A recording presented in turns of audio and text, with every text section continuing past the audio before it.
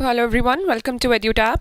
I'm Surbhi and this is Perspective 360 Degree, your one-stop solution for current affairs, descriptive writing and answer writing evaluation. First of all, if you can see me clearly and if the audio is clear to you, then I'll be happy if you let me know that in the chat section so that we can begin with our today's discussion.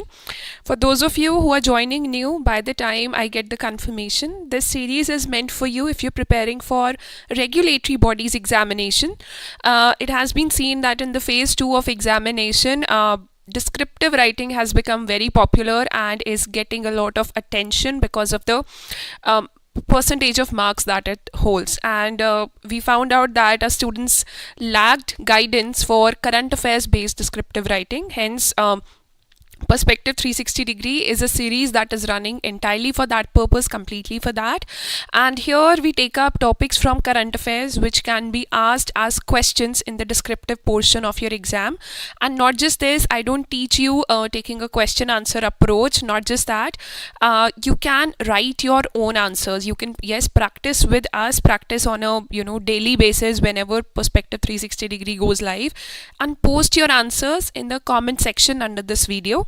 Our team will evaluate those answers free of cost and give you a very comprehensive feedback.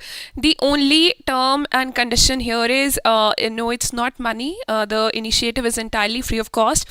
The terms and conditions are that you have to post your answers in the next 48 hours, that is before the next video goes live. So it's Monday today. I will go live with another topic with you on Wednesday 5 p.m. So before that, post your answers to the question that we will discuss today and you will get your free comprehensive evaluation in time.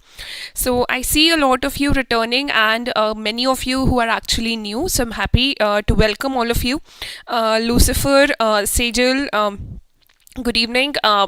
Okay, Sauvagya, good evening. Sauvagya, is it your first class? Vaishnavi, thank you. Gomati, good evening. So welcome back all of you, and for those of you joining new, a very warm welcome to you as well.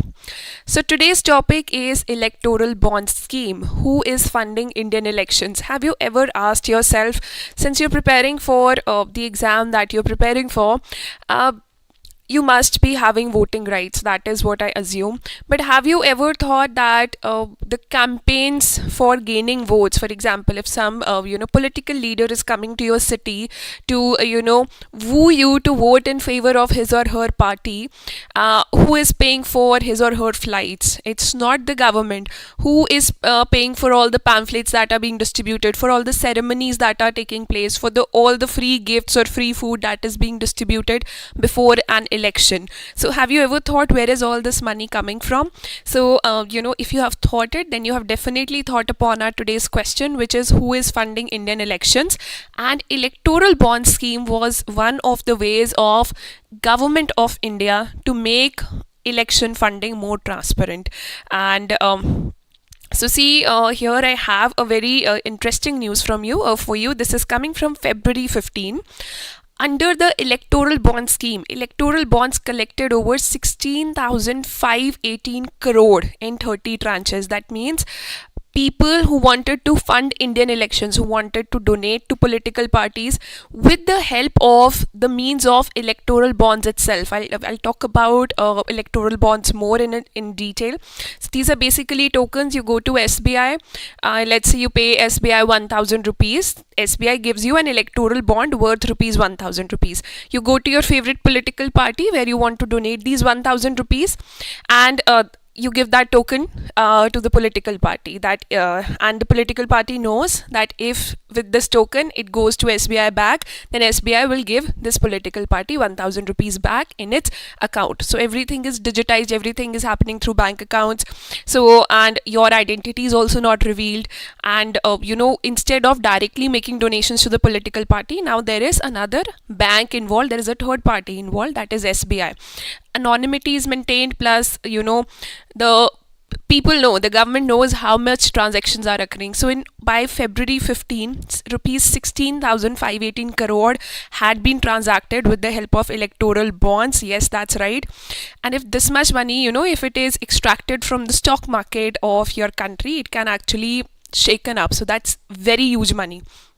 Now here I would tell you, this I have taken this data from the website of Election Commission of India, that is per candidate expenditure, how much expenditure per candidate is allowed for an election. So for the latest limit for parliamentary, for the seat of an MP is 95 lakh rupees, and 75 lakh rupees, 95 lakh rupees for these are for various things, but just remember that these are for parliamentary constituencies, that is for MP elections for a particular candidate, or for independent candidate or candidate from a party.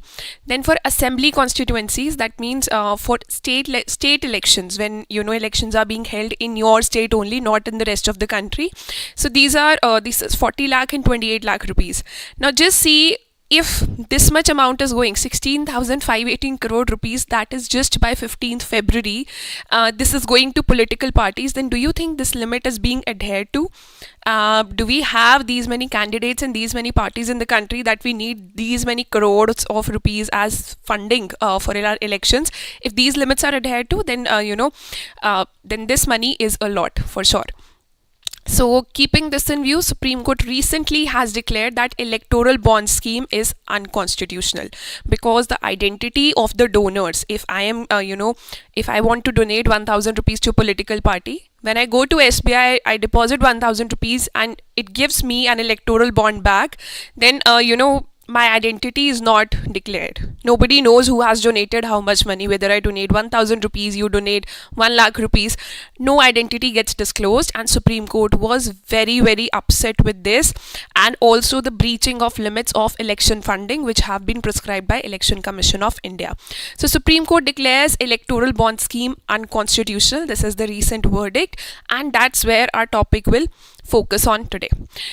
Just to remind you, there is a very beautiful article in Times of India, how to fix India's election funding. This is again from February 15 or 16 itself. So if you want to know how election funding has changed over the span of time, kindly refer to this article. It will help you a great deal, clearing your facts and basics. Now, it is an interesting topic, but we need to see its relevance from our syllabus point of view. So for those of you preparing for RBI Grade B, you have a topic called Public Finance and Political Economy, and you also have the topic Social Structure in India as part of your syllabus. Under this topic, you had a political Indian polity in brief parts. Now, this is not explicitly mentioned, but implicit question might be asked in English descriptive or anywhere in economic and social issues, since this topic is becoming very, very popular. Now, for NABARD Grade A, explicitly Indian political systems and current economic and social issues is mentioned. So, prep up. For SEBI Grade A, this question is not that much probable, but I would request you to stay, because it's very important for you to understand the details, and whenever you sit for interview, you might be fired with any question like this. So for English writing skills for SEBI Grade A and other exams, this topic is going to be very, very important. Before going back to the chat section and looking at what your inputs are, let me just display the question. With this question, I have tried to cover all the aspects of this topic which are relevant for your exam.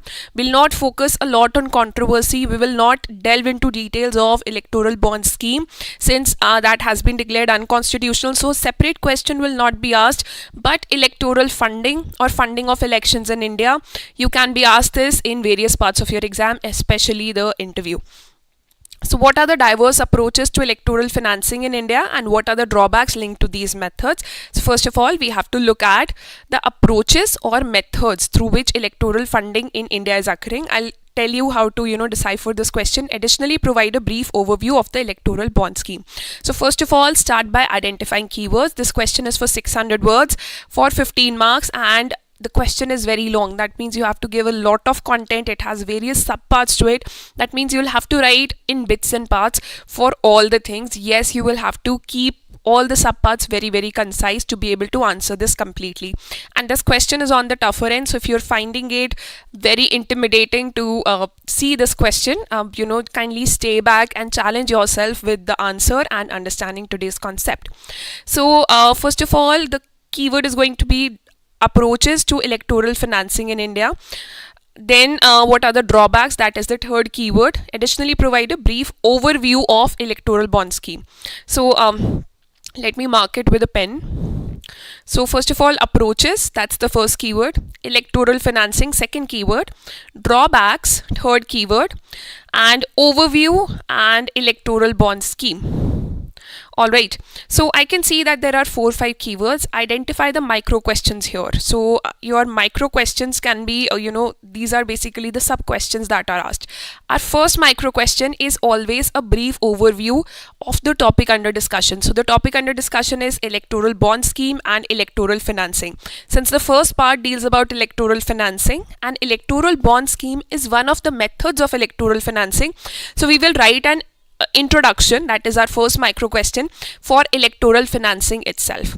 Alright, moving on, we are following this answer blueprint. I think you should be very comfortable with this answer blueprint by now, that we'll write in terms of introduction, main body and conclusion.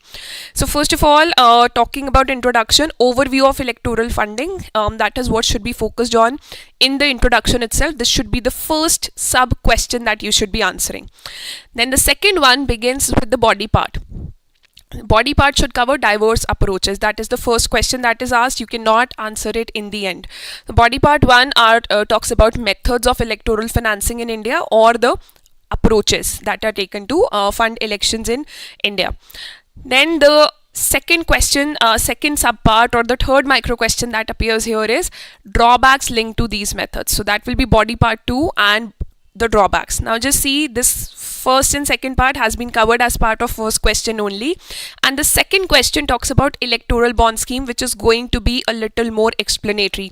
That means these two parts, since these are subparts of one line only, they have to be very, very concise and short. So half of the answer would be this and half of the answer would be electoral bond scheme. So that is your body part 3, that you will talk about this scheme. Since this is in news, we have taken this as part of our question.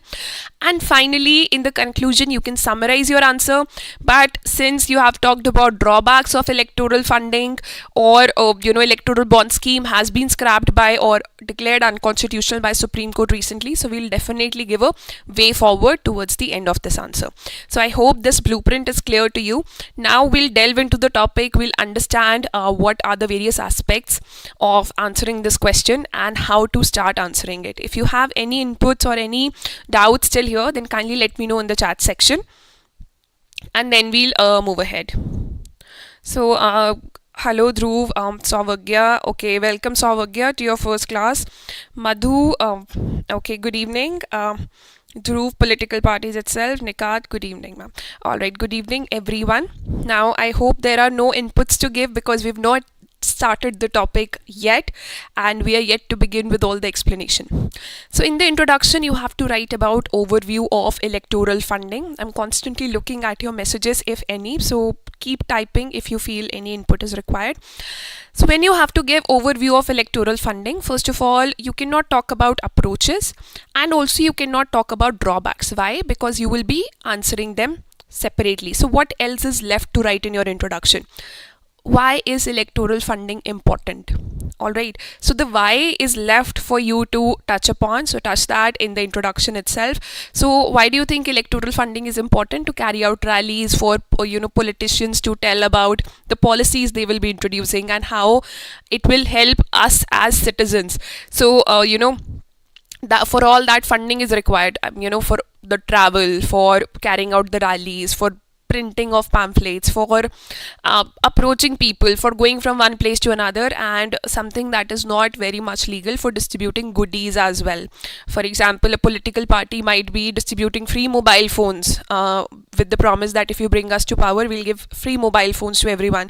Or even when even before they come to power, they might be distributing free gifts to everybody, or cash to people, or liquor in some states as well. Liquor is very much popular in Indian elections. Yes, you heard me right. So all this thing requires money, but we don't have to talk about liquor and free goodies. We have to talk about why is electoral funding required in a very dignified manner. Alright, so first of all, I have a quote for you by our former Prime Minister, late Mr. Atal Bihari Vajpayee. So he said, Indian politicians start their legislative careers. When do they become legislators? When they win the elections. So they start their legislative careers with a lie. And what is that lie? The false spending returns they submit. That means the election expenditure that a candidate carries out or a political party carries out to win a particular election is very much higher than what is shown to Election Commission of India. So these were his words. You can use this quote, but I have seen many of your answers. You just use the quote to beautify, to start your answer. If the rest part of your answer is not related with the quote, then that quote is not going to help you. So make sure that the next line of the quote is either explaining it or justifying the quote. All right, don't mention quotes in isolation just to beautify your answer. All right, you can do that in the conclusion because you'll not be writing anything without the conclusion, but if you're doing that in introduction, make sure your introduction is related to the quote that you're using. All right, so talking about election funding, elections in India, let's talk about that generally, that India is the biggest democracy. So elections in India, they're the biggest democratic exercise of the world because there's so many people, like the highest number of people, obviously, so highest amount of money is also required to fund these elections. So elections in India are the largest democratic exercise in the world. With a population of over 1.3 billion, the country requires a significant amount of funds to conduct elections in free and fair manner. That is a very stable line to begin with. You have just highlighted what elections are and why money is required. So political parties need access to money in order to reach out to the electorate, explain their policies and receive inputs from people. So money is definitely required by political parties. That's why you must have heard that getting into politics in India is not that easy because a lot of money has to be spent by your side also. You have to give some money to political party to join that political party. So it's a very a process that involves a lot of money. And electoral funding refers to the funds raised and expended. Expended means expenditure carried out by political parties and candidates during election campaigns. So these two lines, they mean the same thing. You can write any one of these. So ideally, India is not a very rich country, and if 16,000 crore rupees are spent in elections only, that too for on the sides of candidates and political parties, this is not by the government. That government is giving you that much leverage to spend on elections. No, I've given you the limits that have come from Election Commission of India to be spent. So ideally, in a developing country like ours, where livelihoods, the standard of living is very low, poverty levels are very high, the money spent on elections, that should be curtailed. It should be brought down. It should be as less as possible. But election campaigns in India, they have become increasingly expensive over the years, with political parties and candidates spending large amounts of money on advertising, rallies and other activities. Don't talk about freebies here. I'm mentioning that again. Just use the word etc. or other activities. So if you look at this introduction, we started by talking about elections and elections, how massive they are in India generally. Then we justified that yes, money for elections or funding for elections is required. Then finally we ended the conclusion by saying that this money should be as less as possible, but the recent trend has been that this use of money has been increasing. So first of all, let's put out what are the methods through which political parties can get money from companies, from other private sources. Also, just to tell you, government companies cannot give money to political parties for funding of their elections. For example, the ruling party right now is let's say BJP. So BJP, out of government money, it cannot donate like the political leaders of BJP who are in power, they cannot donate to BJP for carrying out their election expenses. That is not possible. So now let's move on to the next section, that is let's delve deeper section. Here we'll be discussing about body part 1, 2 and 3 where we'll be discussing about methods, drawbacks and electoral bond scheme. Alright, so talking about body part 1, I will be mentioning 5 methods of funding of elections. So the first one is coming from Representation of People's Act. So there are 2 Representation of People's Act in your country, and these acts, they regulate elections. Whatever is related with elections, how are the expenses carried out, what should be the code of conduct before elections, how elections should be carried out in the country, what should be, how the role should be prepared, duties of election commission, everything is mentioned, and even who is eligible as a voter in that election. So everything is mentioned in Representation of People's Act. So whatever you see, any changes coming with respect to elections, you will always see the name of this act. Remembering the section here is important for you. So kindly remember section 29C, because we'll be using the same section for electoral bond scheme as well. So Representation of People's Act, under this, people actually can donate to political parties, but if any donation is beyond rupees 20,000, then the political party has to prepare a report regarding that donation. Then there are individual donations. Individually, like you and me, we can donate, but up to only 2,000 rupees can be donated in the form of cash. The exceeding amount, that is exceeding 2,000 rupees, that has to be donated in some other format. But then people say that multiple donations in the form of 2,000 rupees cash occur. That what if somebody is donating 10 times in the form of cash 2,000 rupees? So how do we account for that? So first of all, talking about RPA section 29C, so it is legal in India to donate to political party, but a political party in each financial year prepare a report on contribution in excess of 20,000 rupees. Beyond 20,000 rupees, if donation is occurring, then the political party has to submit a report telling where this money is coming from and things like that. Individual donations up to 2,000 per person, cash limit is there. And beyond that, digital mode of payment or checks, that is there. Then the third one is corporate donations. That means companies are allowed to donate to political parties, and you don't have just companies who are working in India. Even foreign people who are foreigners or companies who are in other countries, they can also donate to political parties. So corporate donations are allowed, but government companies cannot donate. For example, there is a public sector undertaking, a PSU, that is being run by the government. So PSU cannot donate to BJP, Congress or any other political party. That is not allowed. So companies, both Indian and foreign, are allowed to make donations to political parties in India, and they are required to disclose the details of contributions to the Ministry of Corporate Affairs. And how are these regulated? Companies Act has a specific provision for all these companies who are trying to make donations to political parties. Then you have electoral trust, just like you have other trusts that operations regarding funds is mentioned separately. So they are set up by various organizations to provide a transparent mechanism for political funding. And finally, you have the electoral bonds. Just like I explained you, electoral bonds are like coupons. You deposit money in SBI and you ask for electoral bonds. That means you purchase those coupons, you give those coupons to your favorite political party.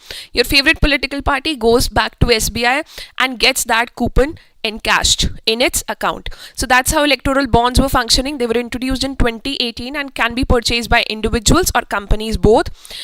From designated banks. The only designated bank was SBI, and donated to political parties. So these bonds can be redeemed only by political parties, and these are anonymous in nature. That means your, mine, or any company's identity who is buying these coupons, that will not be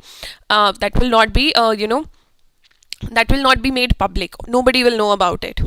SBI officers, they will definitely know about it because you went there to buy those coupons, but otherwise these details will not be made public. And so first of all, let's look at the drawbacks of what are the drawbacks of electoral funding in India. First of all, you can have many fake companies. Now, companies are allowed to donate to political parties. You can have fake companies who can actually donate to political parties of your choice, or fake companies can be created, can be made to run, can be shown that they are running in losses, but again finally one day they donate to political party and then they shut operation because these companies were never existing. So that problem is there. Then there is influence of people and companies over political parties to which they provide funds. For example, you are a very rich businessman and you decide that this year whosoever government is formed for the next 5 years, so this year let's say you are funding this political party A, and here you are a very rich businessman, okay? So you go to this political party A and you say that I will give you thousands of crores of rupees and I will help you win these elections. That means I will provide you money for your campaigns, for influencing people, for promising new policies.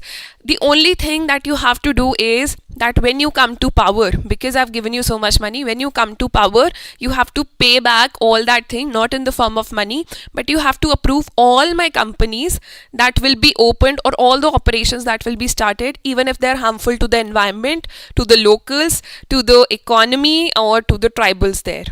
So now this political party, when it comes to power, it is already influenced by this rich businessman who has given political funding. So that is the biggest threat to democracy, that your democracy, if it is influenced by capitalism or capitalist or businessmen who are influencing political interest or who are influencing policies or new projects in your country, then that is death of democracy.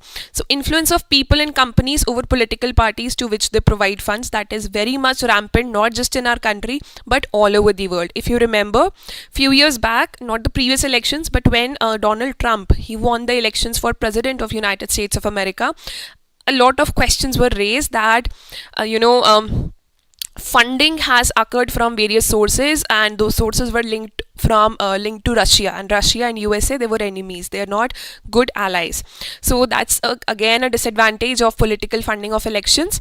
Then there are various gaps in Indian rules. Obviously we cannot have perfect rules, so the benefit of which political parties take to avoid any kind of reporting. Just like I told you, 2000 rupees cash can be donated to a political party, but let's say every day you donate 2000 rupees cash, then you don't have to use a check to make that kind of donation. Then hidden sources of funding leading to more spending of funds in election campaigns, thus impacting the economy of the country. And in hidden sources of funding, don't you think electoral bonds, they are also hidden sources of funding? Or the identity in electoral bonds, that remains hidden. Nobody knows how much coupons or electoral bonds you have purchased. So that is also a problem. But there are other hidden sources, for example, terrorist organizations or radical groups which actually donate to political parties in the form of cash beyond the eyes of election commission or any other authority which is scrutinizing the elections. Okay, so these four are the basic disadvantages. Don't delve too much into that, because as I told you, this method and drawbacks, these two parts are just half of your question. Then we'll move on to the second half, but before that, before telling you about the electoral bond scheme, let me just take some inputs from you and any doubts that you have till here.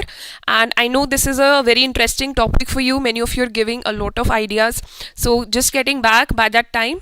For others, just hold on and let's get the responses. Yes, Ayush, absolutely. What are the advantage of this, to give coupons first then redeem? Sejal, basically electoral bonds, as we will see, the government wanted that funding of elections should be in the white money should be used for funding of elections. So anybody who's going to SBI to deposit money and then to buy electoral bonds has to justify that expenditure. Where is that money coming from when he files ITR? But if you are just funding a political party, let's say giving 1 crore rupees to a political party in the form of cash, nobody is going to question you because nobody knows about that cash transaction. So the electoral bond scheme, it was brought in, and the anonymity side was brought in, that okay, your identity will not be declared, but obviously whatever transaction you've carried out at a bank, let's say you've deposited 2,000 rupees with the bank, to 1,000 rupees with the bank to buy that electoral bond, that has to be justified in your ITR. So to bring in more transparency in electoral funding, electoral bond scheme was introduced. But as you saw, more than 16,000 crore rupees electoral bonds have been purchased by February 15, and now Supreme Court has declared that kindly reveal identities of all these people. Where is this money coming from? Who are these people who want to donate to political parties? So now this has become a very big issue. How much the corporate can donate? There are limits, there are upper limits, Kanchan. I'm not I cannot assure you about the exact limit, but definitely in the comment section I'll let you know. Yes, Dhruv, that is, anonymity of electoral bonds is the biggest drawback. That's why Supreme Court has declared this scheme unconstitutional. And here, yes, proper channeling. So here, I'll tell you a very interesting thing. Just let's move on to the next slide first. And if you type under which act was the electoral bond scheme introduced, see, no scheme, no policy can be introduced in your country without an act. Okay, so electoral bond was a mode of funding to political parties in India. The scheme of electoral bond was introduced in the Finance Bill 2017 during the Union Budget 2017 to 18. Now, when we covered a lecture on Union Budget, I told you that two acts are very important for the Union Budget to be approved. One of them is the Finance Bill. Under Finance Bill, you can launch new taxes, new policies, things can be done. The second one is the Appropriation Bill, under which money can be taken out of Consolidated Fund of India and used used by the government for various welfare measures or for various expenditures. So the finance bill or the budget itself, since there are so many nitty-gritties involved, budget does not get discussed as much as it should be. So most of the things of the budget, 99% of the things of the budget, they get approved without a lot of discussion and debate, because there is no time. There is no time with the present government to scrutinize everything. It would take another year to scrutinize the present budget if detailed scrutiny has to be done. So all the governments, if they want to launch a new policy and they want to avoid debate in the parliament or any debate by the opposition, and they also want to avoid the Rajya Sabha meanwhile, because finance bill is a money bill, so money bill cannot be rejected by Rajya Sabha. So all these governments, what they do, they use this trick that they, as part of finance bill itself, they introduce such policies. So your Aadhaar Act, that was introduced as part of finance bill, and your electoral bond scheme also, it was introduced as part of finance bill of 2017, as part of budget of 2017 and 18 itself. So that time a lot of debate was there, that why is the government doing this, why a separate act, that could have gone through scrutiny by Rajya Sabha and by the opposition, it could have got proper time for discussion, why has that not been introduced? So that is where the question started when the electoral bond scheme was introduced, and now it has been declared unconstitutional. Not why it was introduced in the finance bill, but how the scheme is actually operating. That has been declared unconstitutional. It is not unconstitutional to have such schemes as part of finance bill. Supreme Court has not declared that. All right. So recently, so here you have to mention about the electoral bond scheme. I would suggest that in the body part 3, have 2 separate passages, but write in points only. So first of all, it was introduced in 2018 to cleanse political funding in India, to make the transactions much more transparent. Who's not who is donating, but how much donations are happening for elections in India to political parties. That should be more transparent. So the central idea behind the scheme was to bring about transparency in electoral funding, and the government described it as an electoral reform and moving towards a cashless digital economy. So electoral bonds, they are money instruments, they are like promissory notes. I've explained this to you, and individuals and companies both can buy from some branches, some authorized branches of SBI, and donate to political party, which could then encash these bonds.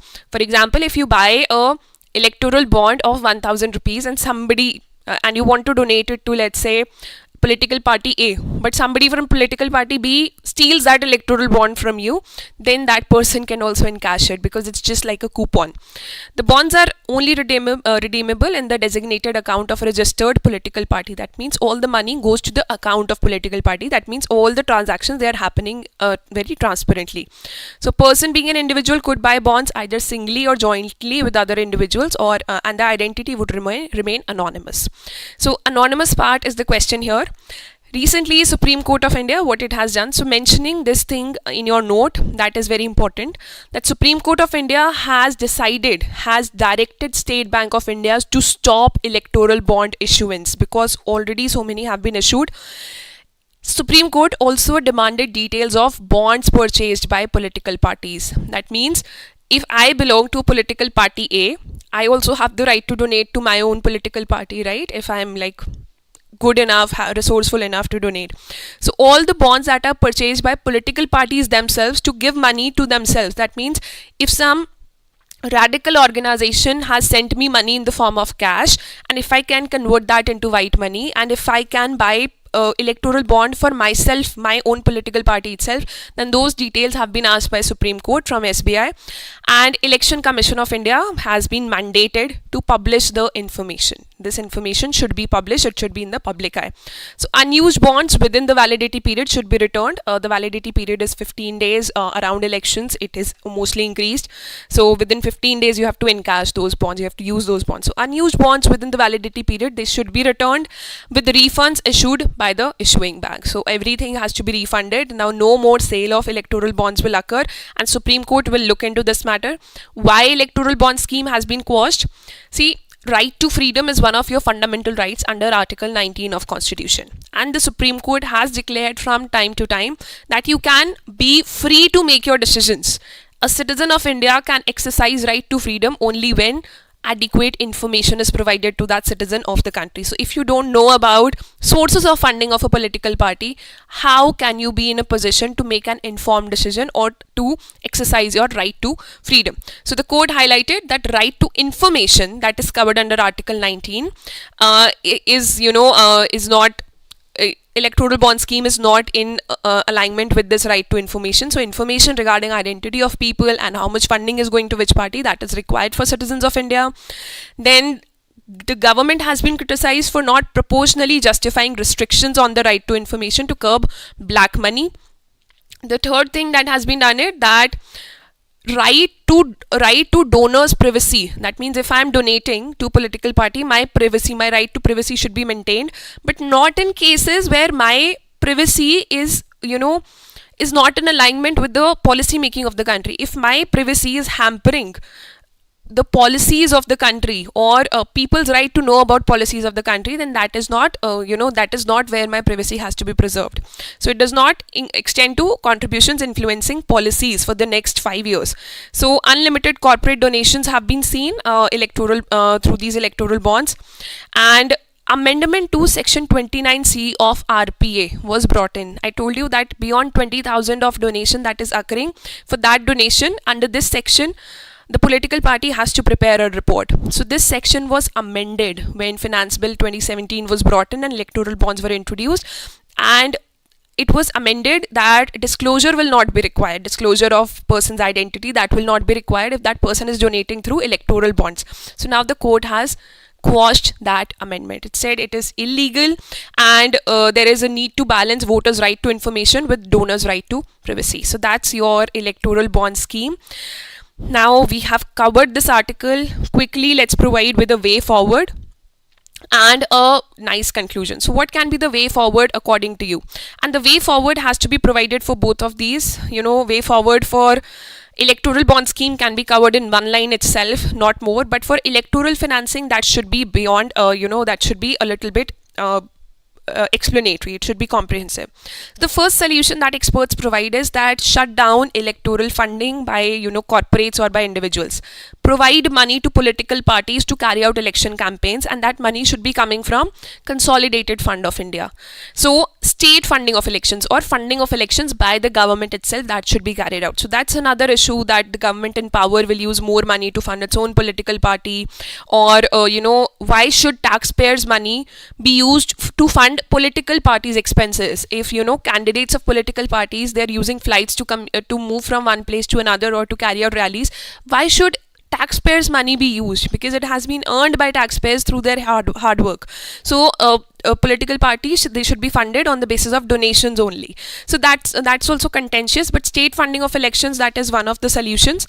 So the potential solutions, they include, first of all, implementing stringent disclosure norms. That goes without saying. An election commission who is responsible for monitoring elections, for investigating all the wrongdoings in elections. Election commission has to be very much strengthened. It has strengthened in the past as well, but more strengthening is required. So introducing state funding with clear eligibility criteria. Then setting caps on political expenditure. Caps are still there, but again, disclosure norms, they have to be very, very stringent.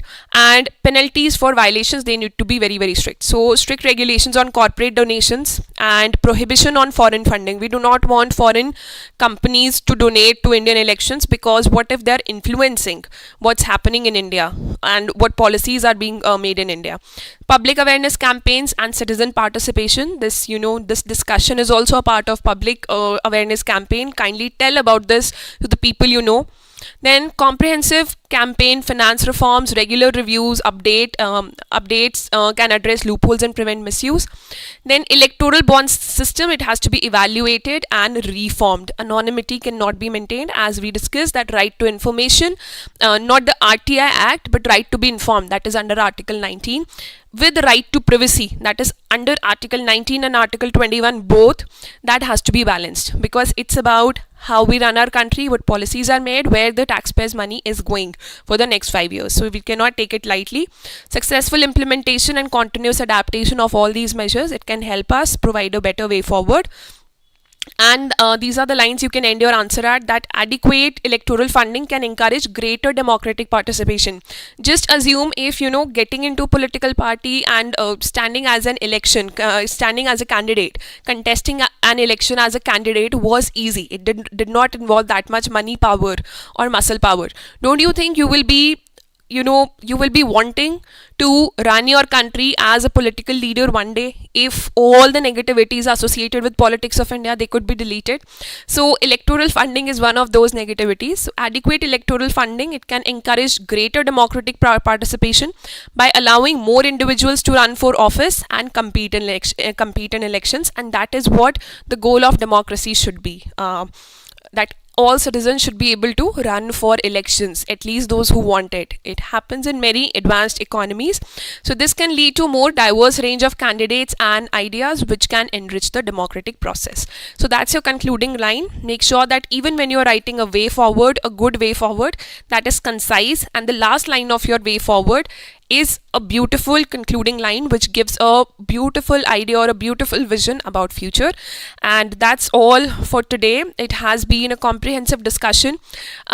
It is going to be helpful for all stages of your exam, for the objective part, descriptive part, and especially the interview part. If you're sitting for some exam which has GD, then these points are going to be very helpful for you as well. I've displayed the question again, just reminding, post your answers in the comment section in the next 48 hours, that is by Wednesday 5 p.m. and you will be provided by free evaluation by our team in the same as a response to the same comment itself. And kindly use your own creative approach for writing answers. You can copy the content in the form of PDF will be available on our Telegram channel tomorrow morning. You can definitely copy this, but don't forget, with every answer that you write, you should be able to decide the structure for your answer. You should be able to understand concepts better, and you should be able to improve your typing speed as well. So that's all for today. Now I'll be getting back to the chat section to see all the inputs that you have given to me. If you have any more inputs, then kindly let me know. So what if the political party didn't return money to the donor? Gomati, political party doesn't have to return money to the donor. Can you type that again, because I can't, I don't know where did you post about it. You're welcome, Rohit. Electoral trust means just like other trusts are formed, that you can just for maintaining transparency, for maintaining accounts, for where you can donate. You can donate money to the trust itself, and the trust ensures that there is transparency in how this funding is occurring, who's coming to donate, and how is that donation money being used. So only SBI is allowed for redeeming these? Yes, only SBI was allowed to sell electoral bonds, and only SBI was allowed to be able to redeem electoral bonds. But yes, money will be transferred in accounts of political parties, even if they have accounts in other banks as well, to bring transparency. But in actual practice, they would very anonymous in nature and hence declared unconstitutional. Yes, Jyoti, you can definitely use that in the concluding sentence, but also use something positive, some way forward, that restructuring of the scheme needs to be carried out, because we also need the transparency side. We need money that is processed through bank accounts. That is a positive side of electoral bonds. The negative side is anonymity, so that has to be dealt with and provide a solution with. So its validity is 15 days only after the date of issue, and if it is not given to any political party, then it will be automatically credited into PM Cares Fund. Yes, Rajiv, that's absolutely right. And sometimes this 15-day window is extended if elections are happening for Legislative Assembly or for Lok Sabha. Siddharth, you're welcome. Ayush Mali, hello. If you have any questions, then let me know in the chat section. You're welcome, Lucifer. Take care, Sejal, and you're welcome. Kindly post your answers on time, and I will see you on Wednesday at 5 p.m. If you have any feedback for Perspective 360 degree, do let me know in the comment section. Otherwise, you can also send your feedback at hello@edutap.co.in or contact us at this number to know about any paid courses or any other services that we are providing. Alright, so Wednesday 5 p.m. it is, guys. I will be ending the stream, and take care and all the very best.